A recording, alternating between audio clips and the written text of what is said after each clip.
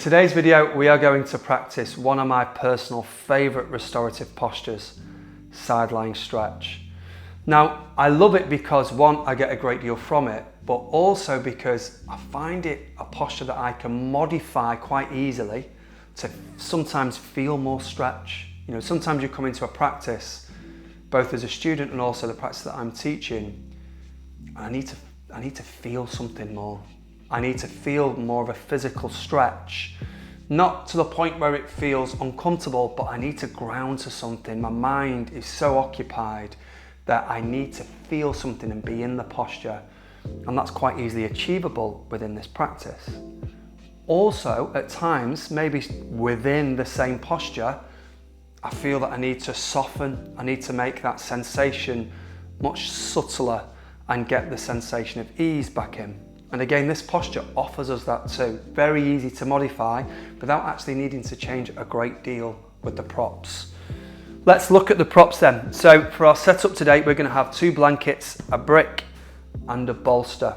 First thing that we will come to is the brick. So the brick we're going to take towards the top of our mat, and the brick and the blanket combination are going to form the support and the pillow for the head. So the considerations are here, the broadness of the shoulders. If you're broader in shoulders, then we're going to require a higher brick as a support for the head and neck. What we don't want to do is encourage too much of a stretch across the side of the neck as we enter into the pose. The combination of the brick and the thickness of the blanket. So here I'm going to come into our small rectangular fold, and I'm still going to fold. I'm going to take away the creases. You can again see the thickness that I'm going to use here.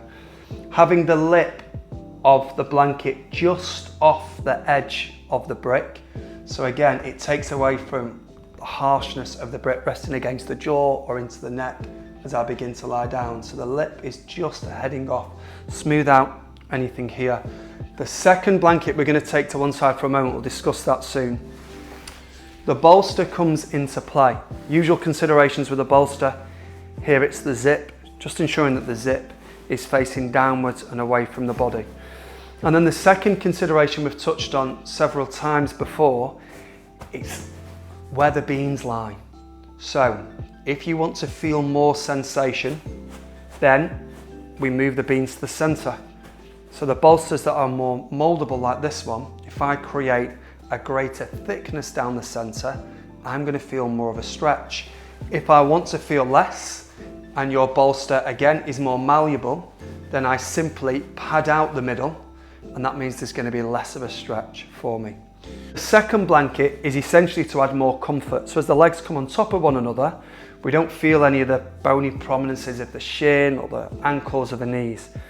So it's our large rectangular fold, so that the rectangular fold spans the full length of the lower leg from the inside of the knee right the way down to the heel. And that means that as the legs cross one another, they don't need to be completely stacked on top of one another, but as they cross one another, there's a degree of comfort there. Again, we bring the bolster right up against the right hip. And then let's start with a twist. So we lower ourselves down so we are fully aware of where the brick is. Bring the brick in, and then reaching the right arm away from the body. And to such a degree that we round the upper spine. Rest the right shoulder onto the mat, bring your awareness to that right shoulder, keep it away from the ear, and then rest the side of the head down onto the brick. And then this is where we can modify to a great effect within the same posture without needing to change anything about the props whatsoever. First thing we do is that we rest the left hand on top of the right, so we're here. It can rest on top of the hip if we feel that's more supportive. Or if we feel we want to have more of a stretch, the left hand comes up and overhead. Spin the palms, so the palm of the hand and the fingertips face the mat. So we've come into this internal rotation of the shoulder, and that will allow the fingertips to meet the floor. And then there's a further modification. We can crawl the fingertips forwards, and that often feels more supportive and it brings the sensations to the back of the body. We can crawl the fingertips behind us so that our left arm crosses the left ear.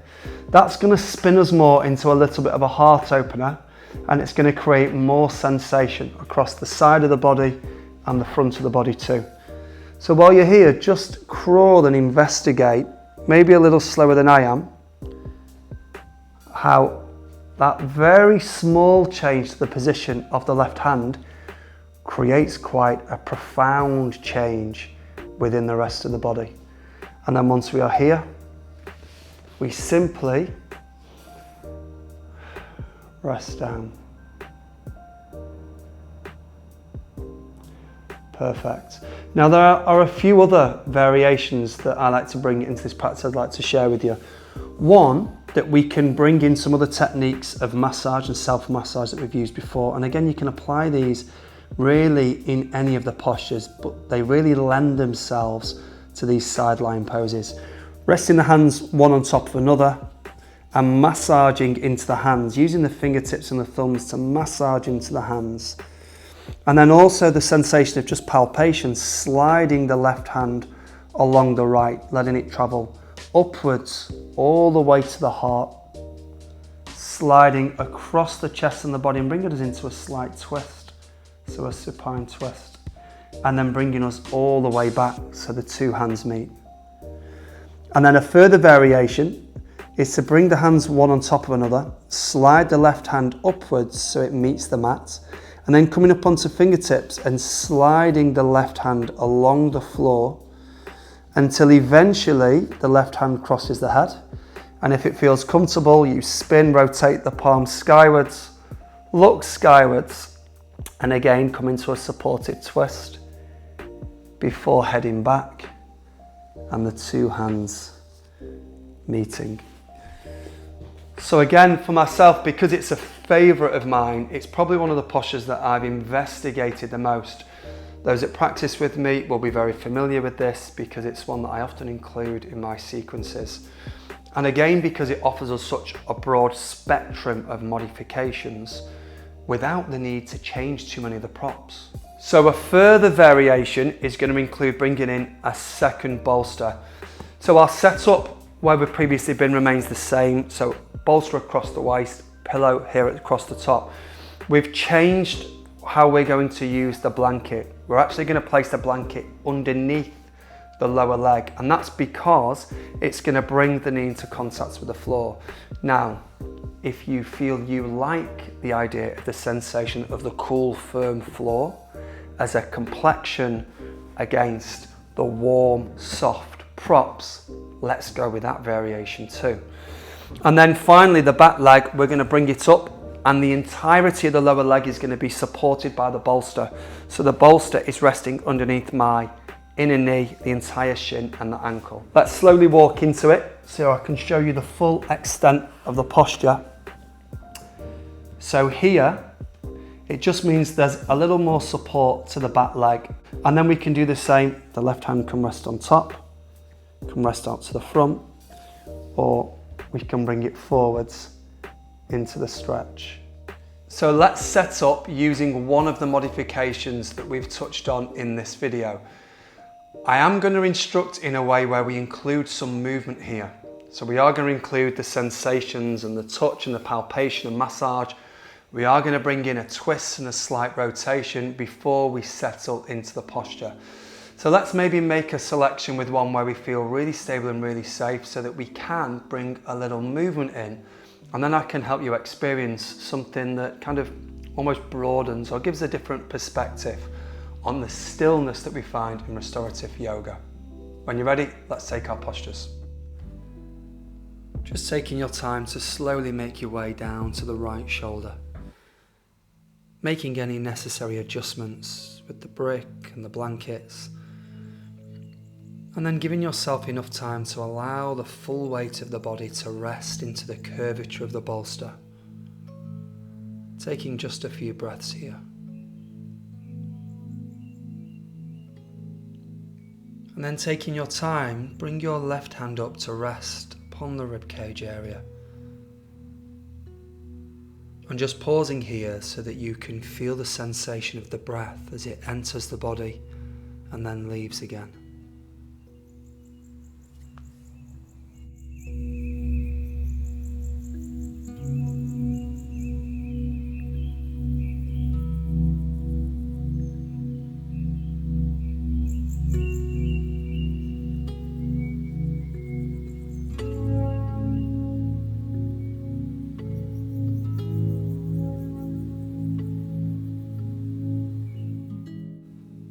And then continuing the practice with some movement.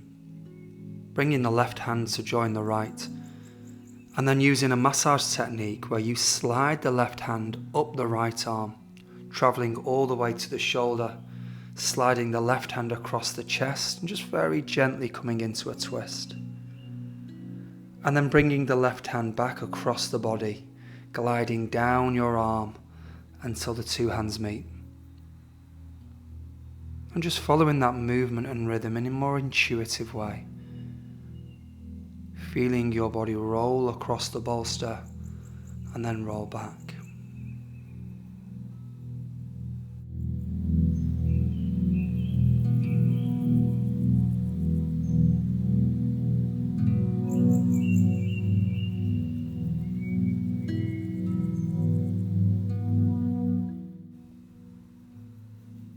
And now let's find a posture where we can pause for a few moments. Maybe gliding the left hand overhead, but keeping the fingertips in contact with the floor. Here, bringing your awareness to the stretch along the left side of your body, and just allowing yourself to be absorbed by the sensations here.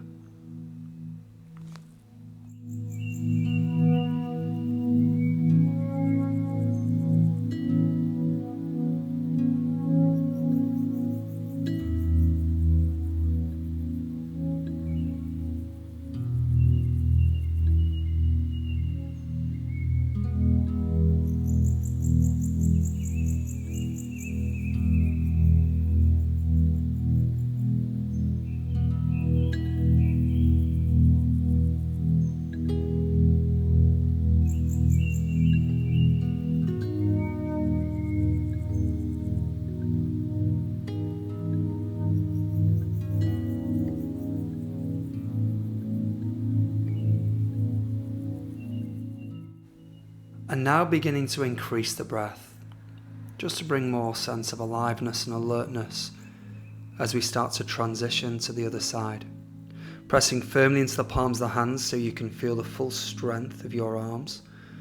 Slowly lift the shoulders up and then turning inwardly, keeping your heart and navel facing towards the props.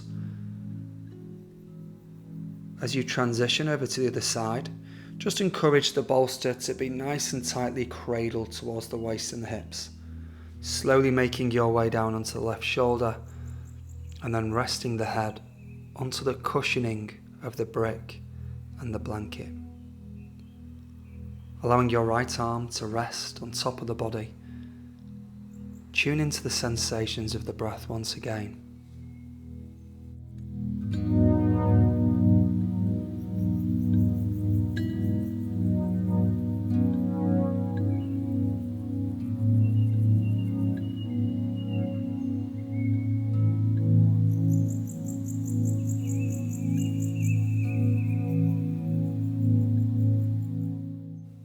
As we begin to include movement, I'm going to encourage you to move in a more intuitive way.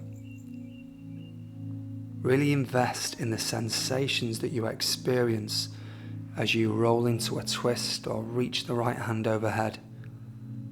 Maybe notice the shift of sensation from the cool, firm floor to the soft, warm body. Take your time. Just allow yourself to move in a rhythm that feels right for you in this moment.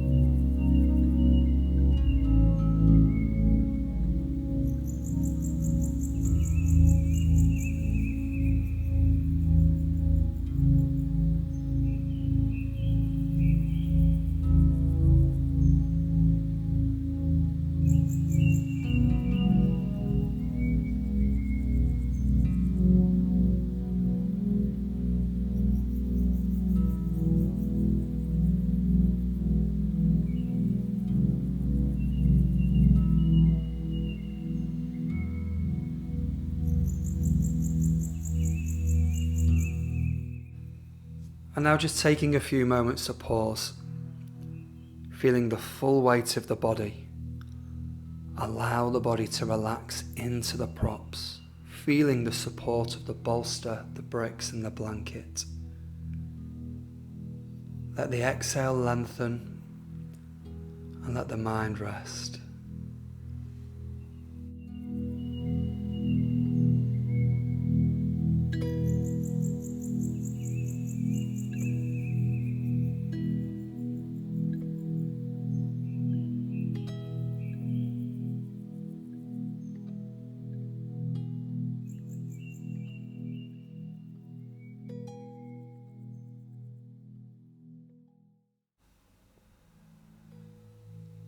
And now as you begin to deepen the breath, feeling that the body naturally wants to move and animate too, maybe lifting the right hand skywards or rolling the wrists, bringing some movement back into the shoulders and the head and the neck.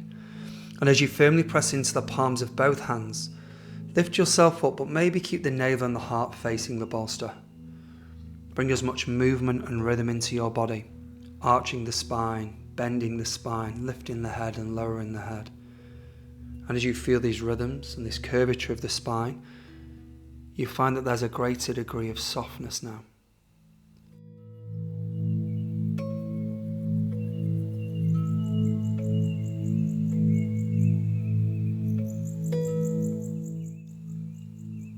Slowly make your way back into a comfortable and supported seated posture. Take a breath. And then maybe a sigh. Thank you for practicing. See you again soon.